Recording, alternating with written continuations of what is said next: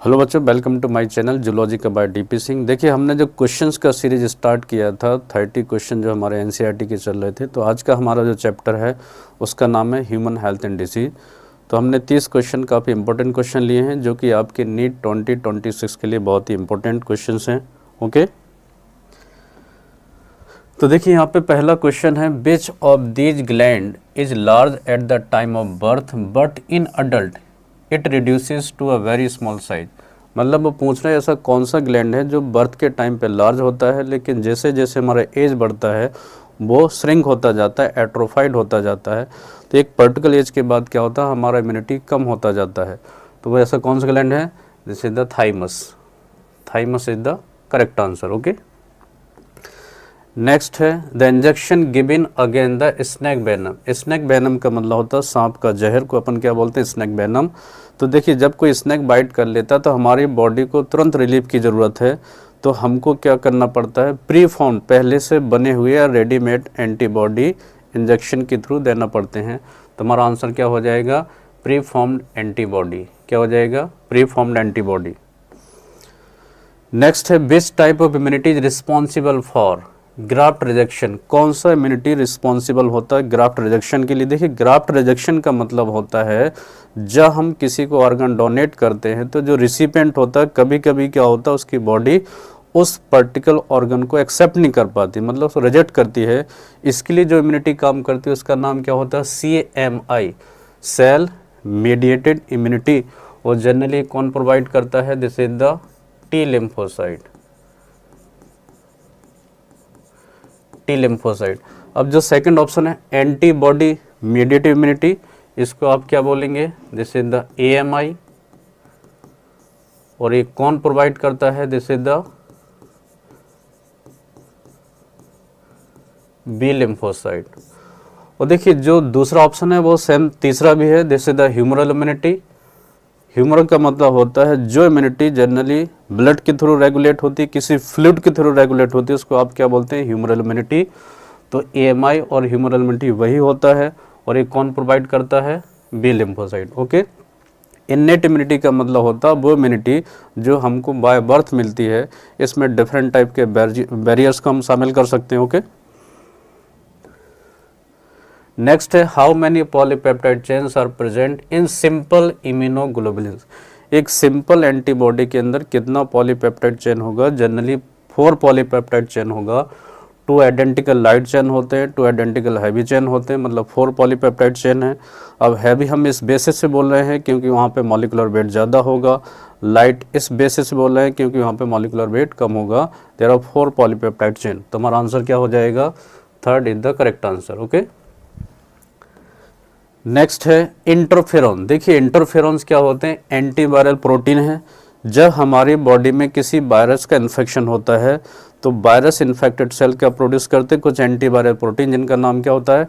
Interferon. और generally वो किस बैरियर का पार्ट होते हैं? वो साइटोकाइन बैरियर का पार्ट होते हैं। तो हमारा आंसर क्या हो जाएगा? वायरस इन्फेक्टेड सेल हो जाएगा। और बच्चों, एक बात और आपको ध्यान रखना है, जो इंटरफेरॉन्स होते हैं वो जनरली क्या है, वो वायरस स्पेसिफिक नहीं होते हैं, वो स्पीसीज स्पेसिफिक होते हैं। मतलब मेरे अंदर कोई अगर इंटरफेरॉन बना है किसी वायरस के अगेंस्ट तो वो ह्यूमन पे ही काम करेगा, वो सेम स्पीसीज पे ही काम करेगा। लेकिन किसी एक वायरस के अगेंस्ट जो इंटरफेरॉन बना है वो किसी भी वायरस पे काम कर सकता है। मतलब ये वायरस स्पेसिफिक नहीं होते हैं, स्पीसीज स्पेसिफिक माने जाते हैं। ओके, उसके बाद नेक्स्ट है, incidences of STD are reported to be very high among the person in the age group of. मतलब वो सिंपल सा पूछना चाहते किस एज ग्रुप पर्सन में STD होने की संभावना ज़्यादा होती है। तो हमारा डायरेक्ट आंसर क्या हो जाएगा? 15 to 24 ईयर्स एज ग्रुप के जो लोग होते हैं उनको STD होने की प्रोबेबिलिटी ज़्यादा मानी जाती है। ओके, उसके नेक्स्ट है, which of the following antibodies is present in the colostrum. देखिए, कोलेस्ट्रम का मतलब होता है for milk. After the parturition, initial few days के अंदर जो मिल्क निकलता है फ्यू डेज के लिए, उसको आप क्या बोलते हैं? कोलेस्ट्रम। उसके अंदर अबंडेंस ऑफ क्या होता है? IgA। अब देखिए, और दूसरे भी एंटीबॉडी होते हैं जो अपनी मदर से हमको ऑब्टेन होते हैं। तो आपको याद रखने के लिए क्या रखना है याद? माँ जी। तो ये 3 एंटीबॉडी ऐसे हैं जो हमको अपनी मदर से में ऑब्टेन कर सकते हैं। अब देखिए आईजीएम जनरली ये बताता है इंट्रा यूट्राइन इन्फेक्शंस को। अगर किसी न्यूबॉर्न बेबी के अंदर कोई इन्फेक्शन मिला है, हो सकता है वो इन्फेक्शन यूट्रस के अंदर ही हो गया हो, तो अगर उसकी बॉडी में आईजीएम ज़्यादा मिल रहा है तो किस बात को बताता है, इंट्रा यूट्राइन इन्फेक्शन। और आईजीए ये तो किससे मिलेगा, कोलेस्ट्रम से, मतलब ब्रेस्ट फीडिंग से मिलेगा। और आईजीजी वे प्लेसेंटा के थ्रू क्रॉस कर सकता है। तो 3 ऐसे एंटीबॉडी हैं जो हमको अपनी मदर से ऑब्टेन होते हैं। ओके, नेक्स्ट है non specific immunity include all these except, मतलब वो कह रहे हैं कौन सा नॉन स्पेसिफिक इम्यूनिटी का पार्ट नहीं है। तो देखिए हमारे जो लिम्फोसाइट होते हैं, चाहे टी लिम्फोसाइट हो चाहे बी लिम्फोसाइट हो, वो किसके पार्ट माने जाते हैं, वो स्पेसिफिक इम्यूनिटी के पार्ट माने जाते हैं। तुम्हारा आंसर क्या हो जाएगा अभी, लिम्फोसाइट। बाकी जो तीनों क्या है, इंटरफेरोन्स, मैक्रोफेज, न्यूट्रोफिल, ये सब किसके पार्ट माने जाते हैं, नॉन स्पेसिफिक इननेट के पार्ट माने जाते हैं। ओके, उसके नेक्स्ट है प्रिंसिपल ऑफ वैक्सीनेशन। वैक्सीनेशन का प्रिंसिपल क्या है, मतलब वैक्सीन बनाने के लिए हम किस सेल का यूज करते हैं, तो जनरली क्या होगा, memory cell. Third is the correct answer, simple सा क्वेश्चन था। उसके बाद है immunosuppressant such as the prevent transplanted organ from being rejected, मतलब जो हमारा ऑर्गन ऑलरेडी ग्राफ्टेड कर दिया, हम चाहते हैं वो रिजेक्ट ना हो, तो रिसिपिएंट को क्या देना पड़ेगा, सम इम्यूनोसप्रेसेंट ड्रग। और एक अच्छा इम्यूनोसप्रेसेंट ड्रग का नाम क्या है, साइक्लोस्पोरिन या साइक्लोस्पोरिन ए, जो कि एक फंगस से मिलेगा जिसका नाम क्या होता है, ट्राइकोडर्मा पॉलीस्पोरम। ठीक है, ये भी आपको ध्यान रखना है। उसका नेक्स्ट है which of the following statement is correct related the above labelling. एक डायग्राम बनाया गया है, देखिए एनसीईआरटी का डायग्राम है। ये किसको दिखा रहा, दिस इज द थाइमस। कुल मिला के थाइमस के बारे में आपको स्टेटमेंट देखने हैं। तो it is secondary lymphoid organ, गलत हो गया, फर्स्ट स्टेटमेंट तो रॉन्ग है। थाइमस और bone marrow generally primary lymphoid organ होते हैं। It is located near the heart and behind the sternum, ये वाला स्टेटमेंट करेक्ट हो गया है। It is small eight the time of birth, जबकि बर्थ के टाइम पे तो ये जनरली क्या माना जाता है, लार्ज माना जाता है। इससे पहले अपन ने जो क्वेश्चन किया था उसमें ऑलरेडी यही क्वेश्चन था। All blood cell including lymphocyte, जितने भी ब्लड सेल हैं वो कह रहे हैं लिम्फोसाइट को मिला के, क्या सब थाइमस में ही बनेंगे, ऐसा नहीं है। Generally blood cell bone marrow में बनते हैं। तो फोर्थ भी गलत हो गया है, थर्ड भी गलत हो गया है। तो हमारा आंसर क्या हो जाएगा, second is the correct statement. Okay, next है if a female individual with a small rounded head, furrow tongue है, पार्सली ओपन माउथ है, ब्रॉड पाम होते हैं, कैरेक्टरिस्टिक पाम क्रीज है, फिजिकल साइकोमोटर मेंटल रिटार्डेशन भी उसको होगा, सी इज अफेक्टेड, जनरली वो किस सिंड्रोम से अफेक्टेड है। तो जनरली देखिए जो कैरेक्टर लिखे गए हैं ये पूरा डाउन सिंड्रोम का कैरेक्टर है। डाउन सिंड्रोम मतलब इसमें 21 नंबर का जो क्रोमोसोम है वो 3 कॉपी में तैयार हो जाता है, इसी वजह से इसको ट्रिप्लो 21 के नाम से भी जानते हैं। और एक और नाम होता है मंगोलियन सिंड्रोम या मंगोलियन आइडियोसी, क्योंकि मंगोलियन पॉपुलेशन में ज़्यादा देखने को मिलता है। तो हमारा आंसर क्या हो जाएगा, first is the correct answer. अब देखिए पटाउ सिंड्रोम भी है। पटाउ सिंड्रोम जनरली होता है 13th नंबर का जो क्रोमोसोम है उसमें ट्राइसोमी हो जाता है। तो आप 13 में अगर पूछा जाएगा तो पटाउ लगा सकते हैं। Cat cry syndrome, cat cry syndrome का मतलब होता है जो 5th नंबर का जो क्रोमोसोम है उसका शॉर्ट आर्म डिलीट हो जाता है, तो क्या बन जाता है, कैट क्राई सिंड्रोम। उसके बाद एडवर्ड सिंड्रोम, अगर 18 में ट्राइसोमी हो जाए तो उसको क्या बोलते हैं आप, एडवर्ड सिंड्रोम। ओके, तो अभी तो पहला ऑप्शन करेक्ट हो जाएगा क्योंकि ये डाउन सिंड्रोम के ही यहाँ पे सिम्टम्स है, कैरेक्टरिस्टिक फीचर्स दिए गए। ओके,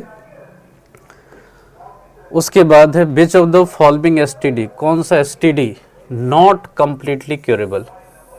देखिए जनरली जो कम्प्लीटली क्यूरेबल है, कुछ एसटीडी ट्रीटेबल है, एक ट्रीटमेंट अलग है, क्योर अलग होता है। तो ट्रीटेबल तो कई बीमारियां होती हैं लेकिन क्यूरेबल नहीं होती है। कुछ ऐसी बीमारियां हैं एसटीडी में जो क्यूरेबल नहीं होती है, जैसे कि एचआईवी का इन्फेक्शन हो गया है, हेपेटाइटिस बी हो गया और जेनेटल हर्पेज।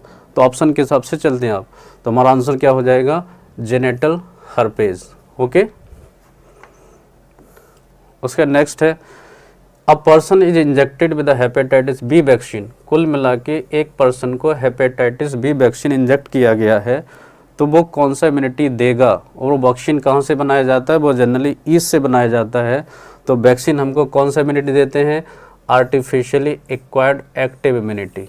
तो हमारा आंसर क्या हो जाएगा, second is the correct answer. ये भी काफ़ी इंपॉर्टेंट क्वेश्चन था। उसके नेक्स्ट है which of the following statement is false. कौन सा स्टेटमेंट यहाँ पे गलत है वो देखना है। Virus infected cell secrete the interferons, ये बात तो सही है, ट्रू लिख देते हैं, पहला स्टेटमेंट तो हो गया correct. Interferons protect the non infected cell, ये बात भी सही है। और जो नॉन इन्फेक्टेड सेल वो क्या बनाते हैं, टिप बनाते हैं, टिप। ट्रांसलेटरी इनहिबिटरी प्रोटीन, तो ऐसा वायरस के फर्दर ट्रांसलेशन को क्या कर देते हैं, रोक देते हैं, अपने आप को प्रोटेक्शन उनको मिल जाता है। ओके, तो दूसरा भी करेक्ट हो गया। Innate immunity the specific type, जबकि इन्नेट इम्यूनिटी क्या होता है, नॉन स्पेसिफिक होता है। इन्नेट इम्यूनिटी कैसा होता है, नॉन स्पेसिफिक। इस वाले स्टेटमेंट में क्या लगा, स्पेसिफिक, तो ये वाली बात रॉन्ग हो गई, तो हमारा आंसर क्या हो जाएगा, third is the correct answer. Okay, next है in higher vertebrate the immune system can distinguish self and non self. जो हायर वर्टिब्रेट हैं उनकी इम्यून सिस्टम की ये ताकत होती है कि वो सेल्फ और नॉन सेल्फ को आइडेंटिफाई कर सकते, मतलब कौन अपना है कौन पराया है। और जब ये वाली प्रॉपर्टी वो भूल जाते हैं तो कौन सी बीमारियां होती हैं, ऑटोइम्यून। तो यहाँ पे वो कह रहे हैं कौन सा इस वाले कॉन्सेप्ट से रिलेटेड नहीं है, ठीक है, मतलब वो सिंपल सा पूछना चाहते हैं कौन सी ऑटोइम्यून बीमारी इसमें नहीं दी गई है, ठीक है। तो देखिए हाशिमोटो ऑटोइम्यून डिसीज है, इसको आप सुसाइड ऑफ थायराइड के अगेंस्ट एंटीबॉडी बन जाते हैं, तो पहला तो आंसर नहीं होगा। परनीसियस एनीमिया विटामिन B12 की डेफिशिएंसी से होता है। और इसमें क्या होता है कि जो एंटीबॉडी बनते हैं वो इंट्रिंसिक फैक्टर ऑफ कैसल के अगेंस्ट बनते हैं। और इंट्रिंसिक फैक्टर ऑफ कैसल कहाँ से सीक्रेट होता है, हमारे स्टमक के वॉल से। तो दूसरा भी आंसर जनरली क्या होगा, नहीं होगा। सोरियासिस स्किन का डिजीज़ है, स्किन की जो सेल है उसके अगेंस्ट एंटीबॉडी तैयार हो जाते हैं। SCID severe combined immuno deficiency syndrome या डिजीज़, तो ये इम्यूनो डेफिशिएंसी डिजीज़ है, ये ऑटोइम्यून डिजीज़ नहीं है। तो हमारा आंसर क्या हो जाएगा, third is the correct answer. Okay, next है which of the following statement false. इस वाले डायग्राम के बारे में एक टिपिकल एंटीबॉडी का डायग्राम बनाया गया। देखिए दिस इज द एक टिपिकल एंटीबॉडी का डायग्राम वाई शेप होता है, एनसीईआरटी का ही डायग्राम है। यहाँ पे देखिए ये दो आइडेंटिकल हैवी चेन है और दो आइडेंटिकल ये लाइट चेन है। अब देखिए यहाँ पर भी एन टर्मिनल होता है, यहाँ पर सी टर्मिनल, यहाँ पर एन टर्मिनल, यहाँ पर सी टर्मिनल, यहाँ पर एन टर्मिनल, यहाँ पे सी टर्मिनल। अब देखिए दोनों चेन के जो वेरिएबल पार्ट हैं, चाहे लाइट चेन हो चाहे हैवी चेन हो, उनके वेरिएबल पार्ट के बीच में क्या होता है, पैराटॉप होता है। Paratope, this is the region in antibody where antigen is combined. और एक टिपिकल एंटीबॉडी के अंदर जितना पैराटॉप होता है वो उस एंटीबॉडी का बैलेंस ही माना जाता है। अब देखिए ध्यान से, जैसे एंटीबॉडी आप ऐसे गामड़े से याद कर सकते हैं,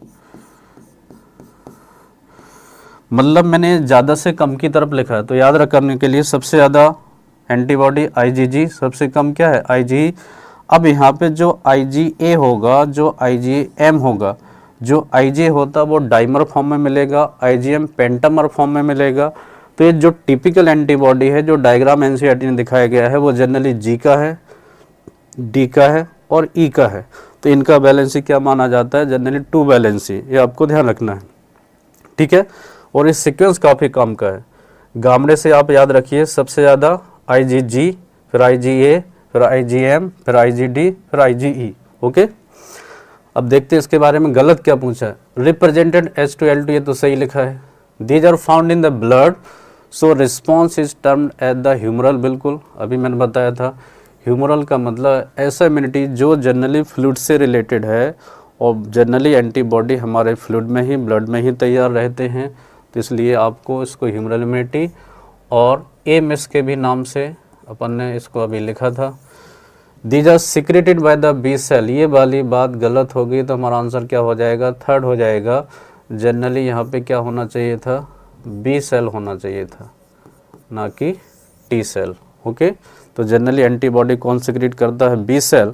और बी सेल जनरली वो प्लाज्मा सेल के थ्रू बनवाता है, और प्लाज्मा सेल 2000 एंटीबॉडी पर सेकंड के हिसाब से वो तैयार कर देते हैं। Okay, they have 4 polypeptide chain, ये तो करेक्ट है। तो अपन को गलत पूछा था, तो हमारा गलत आंसर क्या है, क्या है यहाँ पे 3 है, वहाँ पे टी की जगह क्या होना चाहिए था, बी सेल होना चाहिए था, तो वो सही हो जाता। ओके,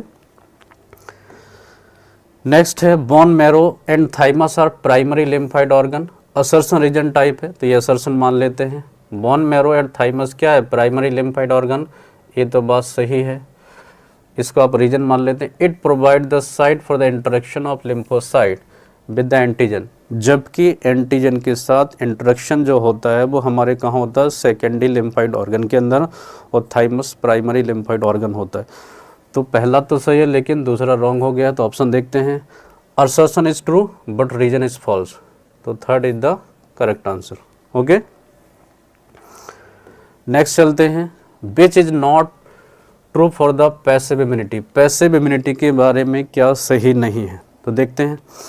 फीटस रीजन, अब देखिए एक बात बच्चों ध्यान रखना है, जब जब हम पैसिव इम्यूनिटी की बात करते हैं तो आपको एंटीबॉडी की तरफ सोचना है। मतलब पैसिव इम्यूनिटी का मतलब हमारी बॉडी में एंटीबॉडी को इंसर्ट किया जाएगा, इंजेक्ट किया जाएगा। और जब जब हम एक्टिव इम्यूनिटी की बात करते हैं तो आपको किसकी तरफ सोचना है, एंटीजन की तरफ सोचना है। ठीक है, तो foetus receive antibody from the mother through the placenta, ये बात तो सही है। Readymade antibody are directly given to protect the body against the snake venom, ये बात भी सही है। कोलेस्ट्रम प्रोटेक्ट द इन्फेंट्स, ये बात भी सही है। तो फोर्थ गलत हो गया है। इम्यूनिटी स्लो, क्या पैसिव इम्यूनिटी स्लो होता है, कि ऐसा तो नहीं है, क्योंकि हम डायरेक्ट रेडीमेड एंटीबॉडी दिए जा रहे हैं या सीधे एंटीबॉडी बॉडी के अंदर जा रहे हैं, वो डायरेक्ट काम करेंगे, फास्ट काम करेंगे, तो यहाँ पे स्लो नहीं होना चाहिए था। ठीक है, तो आंसर क्या हो जाएगा, fourth is the correct answer, मतलब वो वाली बात सही नहीं लिखी गई है। ओके, नेक्स्ट है रीड द स्टेटमेंट, कौन सी बातें सही हैं देखते हैं। Health for a long time was considered as the state of body and mind where there was the balance of certain humors, ये बात तो सही है। Mind and mental state can affect our health, ये बात भी सही है। Hippocrates disproved the good humor, जबकि good humor hypothesis को जनरली डिस्प्रूव करने वाले कौन थे, विलियम हार्वे, तो ये वाला बात तो रॉन्ग हो गया है। इट वॉज थॉट दैट, ऐसा माना जाता था, ऐसा सोचा जाता था, person with a black bile, जिस पर्सन के पास ब्लैक बाइल होता है, black bile nothing but this is the most या मोर कंसनट्रेटेड बाइल को ये आप क्या बोल सकते हैं, ब्लैक बाइल। तो जिस पर्सन के पास ब्लैक बाइल ज़्यादा होता है उसकी पर्सनालिटी क्या होती है, हॉट मानी जाती है, मतलब हैविंग द फीवर, पूरा एनसीईआरटी की ही चीज़ें हैं ये उसके, तो ये भी सही हो गया है। तो 3 स्टेटमेंट इसमें करेक्ट हैं, एक रॉन्ग है, तो हमारा आंसर क्या हो गया, fourth is the correct answer. Okay, next है how many of the following are non phagocytic cell, इसमें से कितने सेल नॉन फैगोसाइटिक, मतलब वो इनगल्फ नहीं करेंगे पैथोजन को। तो यहाँ पे देखिए एक ही सेल है, नेचुरल किलर सेल, उसका काम क्या होता है, किल करना। जनरली वो परफोरिन को रिलीज करेगा, सेल के अंदर पोर्स बन जाएंगे, ECF का वाटर आएगा, सेल सोइलअप होगा और वो लाइसिस हो जाएगा। ओके, तो हमारा आंसर क्या हो जाएगा, first is the correct answer. बाकी के जनरली जो सेल हैं वो फैगोसिटिक सेल माने जाते हैं। ओके, नेक्स्ट है match the column, column match करना है। अब देखिए sporozoite, this is the infectious form है, किसका इन्फेक्शियस फॉर्म है, प्लाज्मोडियम का। मतलब अगर हम मलेरिया की बात करेंगे तो जब जो प्लाज्मोडियम का जो इन्फेक्टेड स्टेज है वो स्पोरोजोइट हमारे बॉडी के अंदर इंटर करता है जब फीमेल मॉस्किटो बाइट करता है। ठीक है, तो पहला तो ये एक के सामने तो फर्स्ट ही आएगा। फाइलेरियासिस, फाइलेरियासिस किससे होगा, जनरली बुचेरिया से होगा। टाइफाइड के लिए कौन सा टेस्ट होगा, बिडाल टेस्ट होगा। चिकनगुनिया किससे फैलता है, वेक्टर क्या है, डिथीजा एडिस मॉस्किटो, वही डेंगू का भी हो गया है। तो आप एक के साथ तो बन लगा सकते हैं, वैसे भी एक के साथ फोर्थ वाले स्टेटमेंट में ही, फोर्थ वाले ऑप्शन में ही दिया गया। ओके, तो fourth is the correct answer. Next है which of the following pair correctly match, कौन सा पेयर करेक्टली मैच है, डिजीज और उसका पैथोजन करेक्ट मैच होना चाहिए। देखिए टाइफाइड के लिए जो पैथोजन होता है, जो बैक्टीरिया काम करता है, वो क्या होना चाहिए, साल्मोनेला टाइफी। तो यहाँ पे द स्ट्रेप्टोकोकस टाइफी लिखा है तो रॉन्ग हो गया ये। निमोनिया, हीमोफिलस निमोनी या हीमोफिलस इन्फ्लुएंजी भी आप बोल सकते हैं, ये बात सही लिखी गई है। मलेरिया, मलेरिया जनरली मलेरिया का कॉजेटिव एजेंट क्या है, प्लाज्मोडियम, उसका वेक्टर क्या होता है, फीमेल एनाफ्लीज, तो यहाँ पे ये भी गलत है। रिंग बॉम, एंटामीबा हिस्टोलिटिका, ये वाली बात भी गलत लिखी गई है। ओके, तो हमारा आंसर क्या हो जाएगा, second is the correct answer. Next है which of the following pair is not correctly, कौन सा सही मैच नहीं है। देखिए डेंगू फीवर बिल्कुल अरबो वायरस, जो डेंगू वायरल फीवर है तो उस वायरस का नाम का जो कैटेगरी है उसका नाम क्या है, अरबो वायरस। उसके बाद सिफिलिस, सिफिलिस एसटीडी में आता है, बैक्टीरियल डिसीज है, उस बैक्टीरिया का नाम क्या है, ट्रेपनोमा पैलिडम।